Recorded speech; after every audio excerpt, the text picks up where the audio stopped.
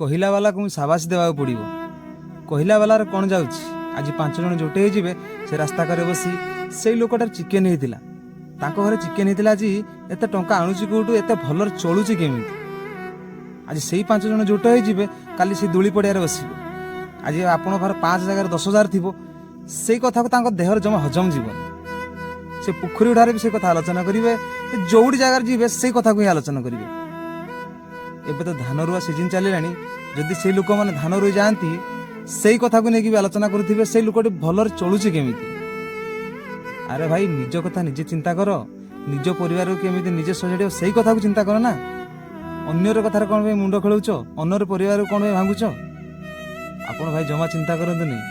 ଯଦି ଆପଣ ସତ୍ ବାଟରେ ଥିବେ ତାହେଲେ କିଛି ହେବନି ଆପଣଙ୍କର।